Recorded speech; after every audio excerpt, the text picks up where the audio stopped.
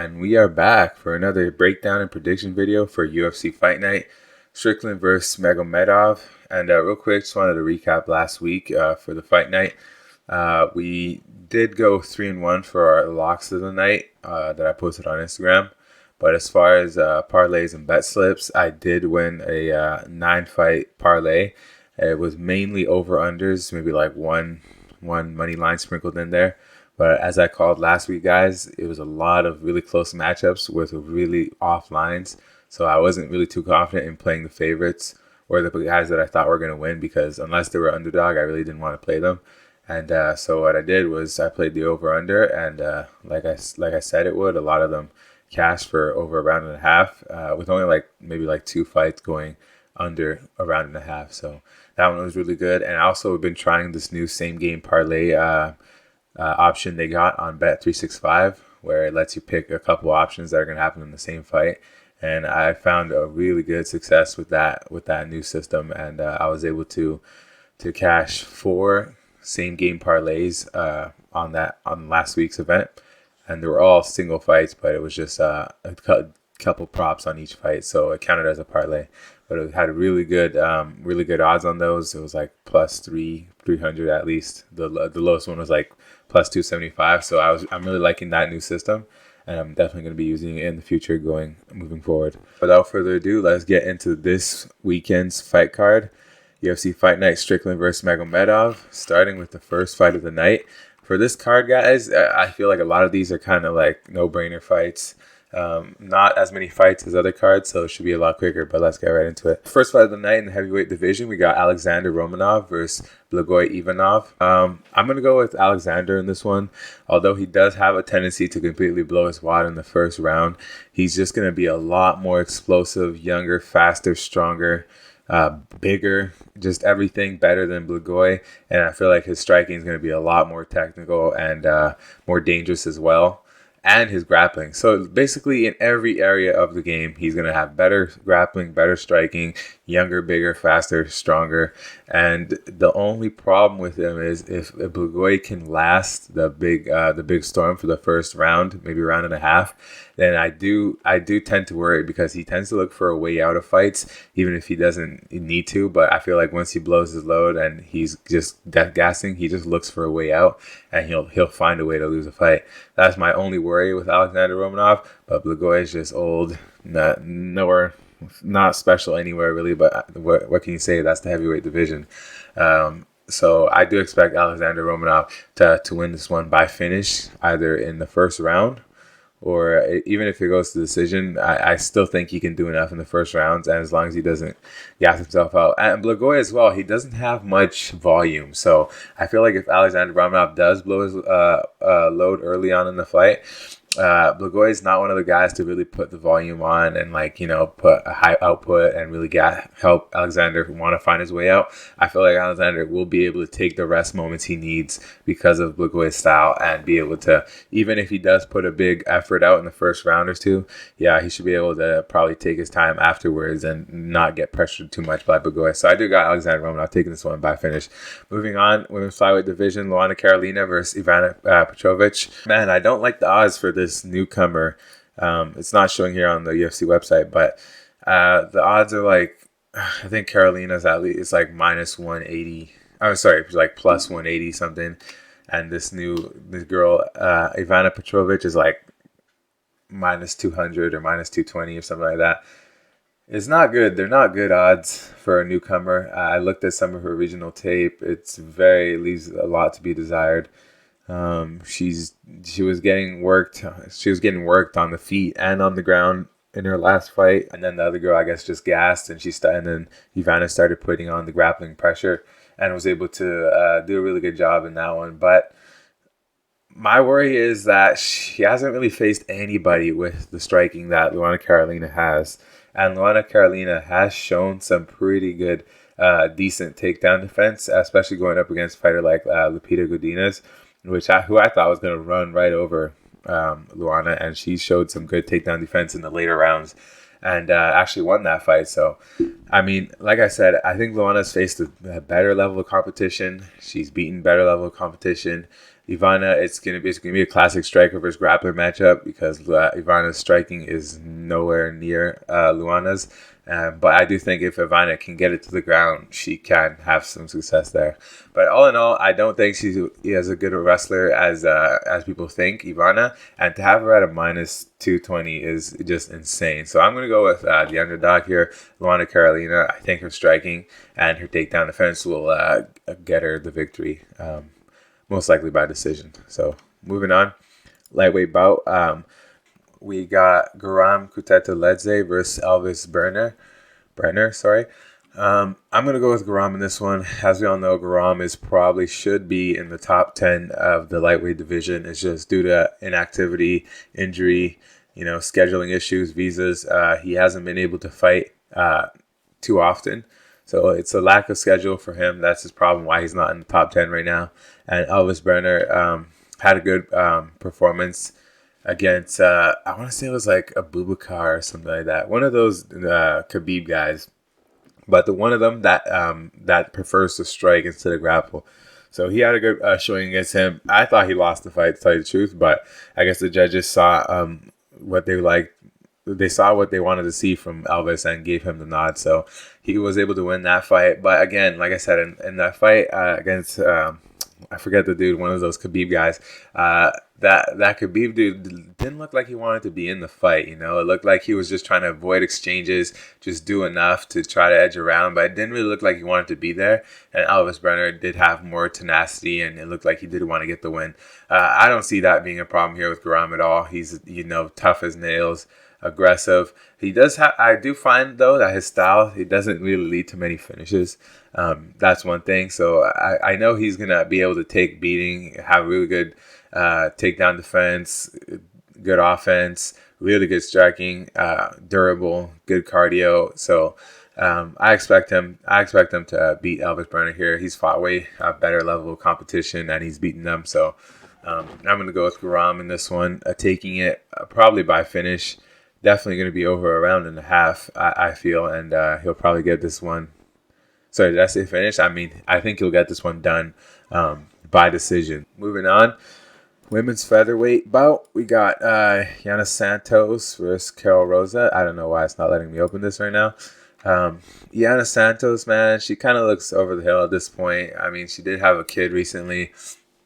I don't want to blame that, but I mean, she just lately in her last fight, she looks like she's there just for either a paycheck or maybe just to give it a last hurrah. But long story short, it doesn't really look like she's in it right now. Carol Rosa, not terrible, really slow. Like it feels like I'm watching someone in slow motion when I watch her fight. It's how she doesn't have the best time getting up off the ground when she's taken down. But I don't know. At this point, it's hard to really bet on Yana Santos, but this is women's MMA. It's basically a coin flip for this fight. I do expect it to go to decision. I do expect it to go over a round and a half. So you can play with that, maybe on those props. But as far as money line, I do expect Carol Rosa to win, but it is women's MMA, so I wouldn't bet on it. But for the pick, I'm going to go with Carol Rosa. Moving on, featherweight bout, we got Joanderson Brito versus Weston Wilson. Weston Wilson, a dude from Wonderboy Thompson's camp in like New York or something.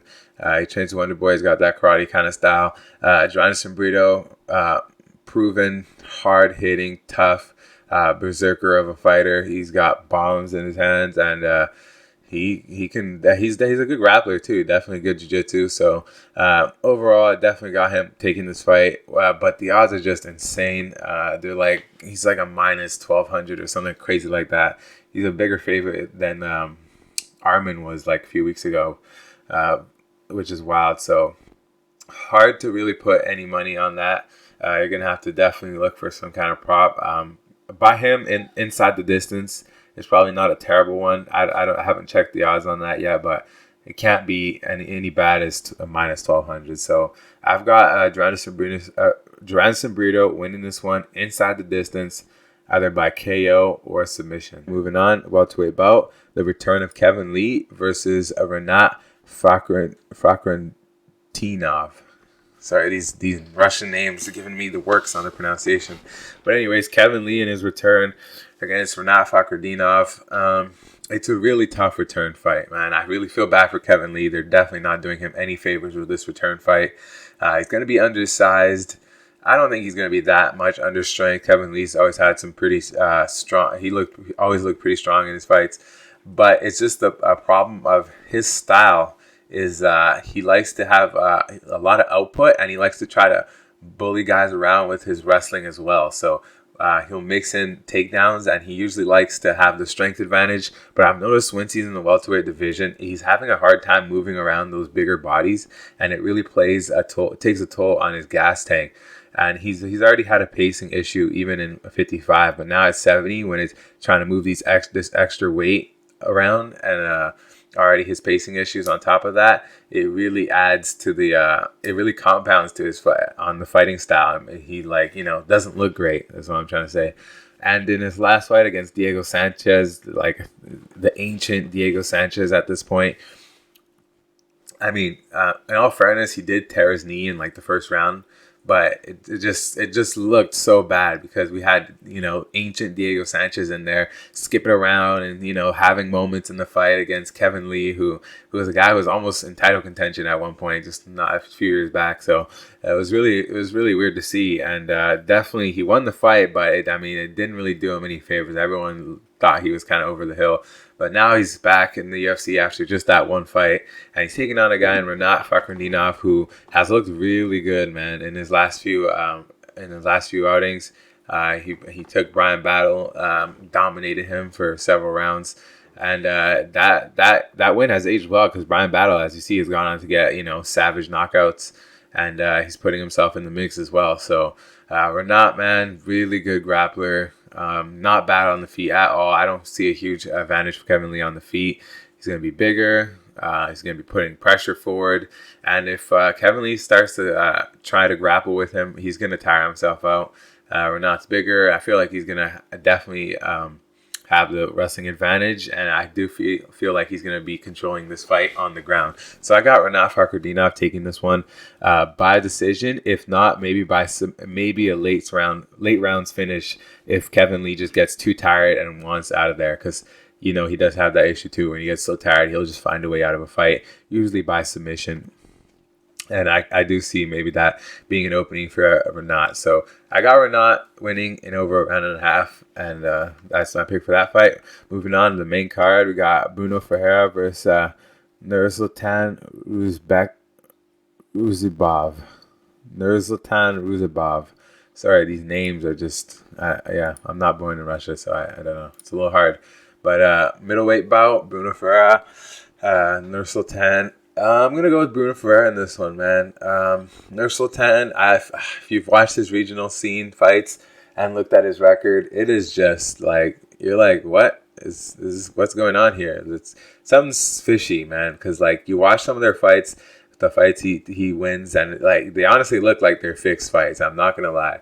Like the arm bars he'll get, the submissions, they're like not even slapped on properly, and the guy will just be like, just tap, like screaming. And the records, man. Oh my God. I don't even want to do the math, but he's just fighting basically cans. Long story short, he's fighting cans, and Bruno Ferreira only 10-0, but he's fought a better level opponent in my opinion for sure. And he's 10-0, so he's never lost. And in his last fight, he looked amazing against RoboCop.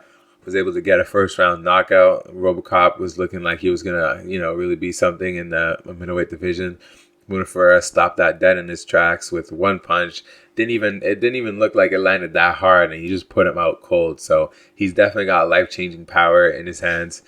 He's got good judo, good jiu-jitsu, super stocky, short dude. I feel like he's going to be hard to take down, low center of gravity. And I feel like he's going to put Nursultan to sleep with one of those shots. So I got Bruno Ferreira taking this one, most likely by finish. Moving on, lightweight bout. Islam Bonfim versus Benoit Saint Denis. Benoit Saint Denis is moving down.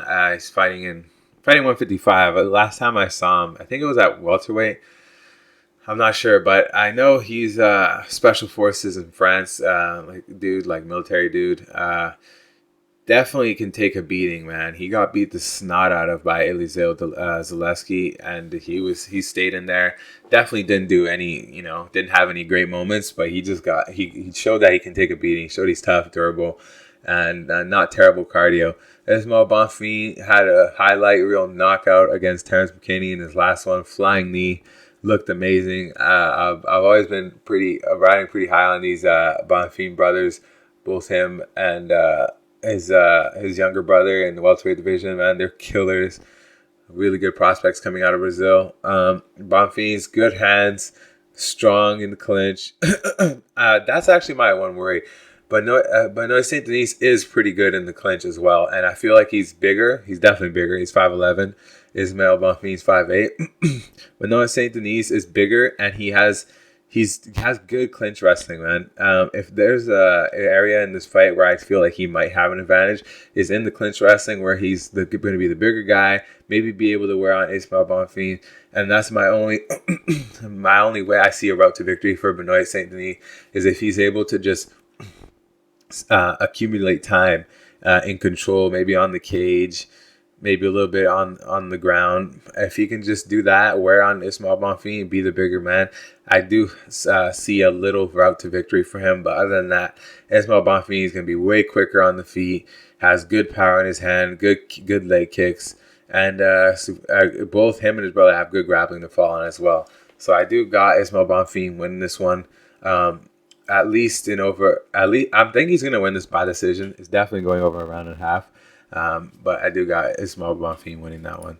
Moving on, another women's fight in the flyweight division, Melissa Gatto versus Ariane Lipski. Honestly, I didn't really want to do too much tape on this fight. I do think Melissa Gatto should win, but it's women MMA. It's a coin flip. I'll just give you guys the pick. Melissa Gatto in over a round and a half. She could win by submission as well, so that's not out of the question. It's either decision or submission for Melissa Gatto, and that's my pick. Moving on, welterweight bout, Max Griffin, Michael Morales. This is a tough one, man. This is definitely not an easy match for Michael Morales. He's 14-0. Everyone's definitely looking at him as the prospect of the night. That young kid coming up. Max Griffin, he's a tough outing, man. He's got good power in his hands. He's a veteran. He's been through it. He's well-rounded. Good leg kicks. Durable dude. And if Michael Morales comes out, the one thing about Michael Morales about his striking style is very open, very, very loopy, not very textbook. There's rooms for a lot of opening, and Max Griffin is one of those guys where if he lands, he can definitely change the course of a fight. And he's got decent takedown defense as well. My only thing is I do feel like he slows down as the fight goes on, but Michael Morales has also shown to slow down a bit too, because he's so explosive usually with the wrestling and the striking and all that he does kind of show a little bit of fatigue, but he's so young that he works through it really well. So I do expect Michael Morales to be the prospect, be the younger guy coming up, to be able to find a way to win. But as far as looking at them skill for skill, I think Michael Morales is definitely the better pure wrestler. Probably the better pure grappler. Max Griffin, definitely the more technical striking, as well as good power in his hands and knows how to land the shot better. And as far as cardio, it's pretty even. So overall, I'm going to take Michael Morales this one. If Max Griffin finds a way to win, I'm definitely not going to be surprised. He's definitely an underdog to look out for, especially if you're playing a live bet. Maybe see how the first round goes. If he starts, if he's able to stuff those takedowns and keep it on the feet, then you'll kind of know how this fight's going to play out after a round or so. I say so. I'm going to go with Michael Morales. Not 1,000% on that one, but I do expect him to see at least a round and a half as well in this fight. So we'll go with that. Moving on, lightweight bout. Grant Dawson, Demiris Magulov. Demiris Magulov is so technical, man, so clean. Really good takedown defense, good cardio. Man, what else can you say? The guy's just, he's like, as far as attributes go for fighting skills, He's like 9 out of 10 striking. He's lacking the power a bit, but as far as technique, he's really up there. Grappling, he's really up there. You can tell he's got really good tactical awareness of grappling defense. He fought Arman Tsarukyan. He did get dominated a little bit in the grappling in that, but that's Arman Tsarukyan. That's the top of the division. And as well as, even though he was getting taken down here and there, he wasn't really in any super compromising positions. And if he did get his back taken, he would eventually always work his way out, stand back up. Arman wasn't able to keep him down for long in almost any of those rounds. So he did lose that fight, but he did show some really good skills even while he was losing, and also showed some good striking as well. Grant Dawson, you know what he wants to do. He's just going to maraud forward. His striking is terrible, but he's just going to maraud forward and try to accumulate that grappling time on you, grappling time on the cage, grappling time riding your back, and try to just win the rounds like that. On paper, it does seem like an easy pick. It seems like Damir Ismagulov should win this one. But like I said, just, based on their body types and how they like to go about fights, Grant Dawson can, if he can kind of just resort to his grappling the way Arman did with Damir and just win by accumulating grappling control time, I do see a route to victory for him. And it's not too out of the question. But I do think Damir Ismagulov, the thing is, Grant Dawson, he's not too explosive with his takedowns the way that Arman is, with those double legs and then chain wrestling it to a body lock or lifting up the high single and going for trips like that. So I do think if Damir Ismagulov can keep on the footwork and not get too just focused on striking and get too ahead of himself, with sometimes like he did in the Arman fight, he would throw knees up the middle and Arman would just catch them and just throw them right down. If he can be within himself, I do think he picks apart Grant Dawson easily on the feet. Damir's going to be very hard to keep and hold down, and I think he'll do enough in the judges' eyes to win each round with the damage. So I'm going to go with Damir Ismagulov by decision, and that's my pick for that one. Moving on to the main event of the evening, we got Sean Strickland versus Abus Magomedov. Abus is pretty good, man. He's, what can you say? He's one of those Russian dudes with a V at the end of their name. You know what to expect from him at this point, right? Decent, pretty darn good grappling, decent striking, and you know what to expect from these guys at this point. Versus Sean Strickland, who's looked really good as of late in his career, and he's definitely proving to be a top guy in the middleweight division, and just outside title contention really. So I think a few wins from Sean Strickland, and he could be fighting for the title. This fight kind of reminds me of the Nasruddin Imavov fight.